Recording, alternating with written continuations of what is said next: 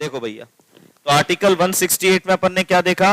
विधान मंडल, यानी कि राज्य स्तर पे जो विधान मंडल होता है, कानून बनाने वाली संस्था होती है। विधान मंडल में कितने सदन होते हैं? 2 सदन। कौन से? लेजिस्लेटिव काउंसिल, लेजिस्लेटिव असेंबली, जिसमें एक को विधान परिषद कहते हैं, एक को विधानसभा कहते हैं। तीसरा सदस्य कौन है? राज्यपाल। कौन है? राज्यपाल। तो कोई भी बिल जो पारित होगा वो किसके हस्ताक्षर के बाद होता है? राज्यपाल के बाद होता है। विधानसभा के बारे में अपन ने पढ़ा 170 के अंतर्गत इसे निम्न सदन, जूनियर हाउस, पॉपुलर हाउस कहते हैं। अधिकतम संख्या कितनी है? 500। न्यूनतम कितनी है? 60।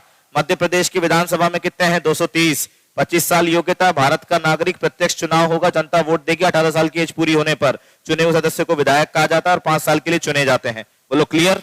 भारत में कितने राज्य है जहां भी विधान परिषद है? 6 राज्य, कर्नाटक, यूपी, महाराष्ट्र, बिहार, आंध्र प्रदेश, तेलंगाना। याद रखने की ट्रिक क्या है? कुंभट।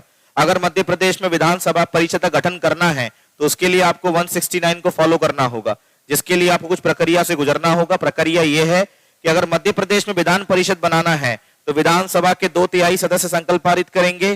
संकल्प कहां जाएगा? संसद। संसद में कितने सदन चाहिए अपने को? क्या इसको संविधान संशोधन कहा जाएगा? नहीं कहा जाएगा। राष्ट्रपति हस्ताक्षर करेगा और विधान परिषद का गठन कर देगा। अधिकतम संख्या कितनी है? 1/3। किसकी? विधानसभा की। निम्नतम कितनी है? 40। सदस्य को क्या कहा जाएगा? विधायक। अंग्रेजी में क्या कहते हैं? एमएलसी। इसी को उच्च सदन कहते हैं, अपर हाउस, वरिष्ठ स्थायी सदन के नाम से। आयु कितनी होनी चाहिए? 30। चुनाव कैसा होगा? अप्रत्यक्ष। समय सीमा कितनी होगी? 6 साल। 1/3 सदस्य कितने साल में रिटायर होंगे? 2 साल में। अब विधान परिषद की संरचना किसमें है? 171 में है। किसमें है? 171 में। अब जैसे उदाहरण के तौर पे अगर 100 सदस्य हैं तो 1/3 को कौन चुनेगा? उस राज्य के विधायक। 1/3 कौन चुनेगा? नगर पालिका, नगर निगम और बोर्ड। 1/12 कौन चुनेगा? मध्यम वर्ग के शिक्षक, मीडियम स्कूल टीचर। 1/12 कौन चुनेगा? ग्रेजुएट, जिनकी ग्रेजुएशन कितने साल पहले पूरी होनी चाहिए? कितने साल?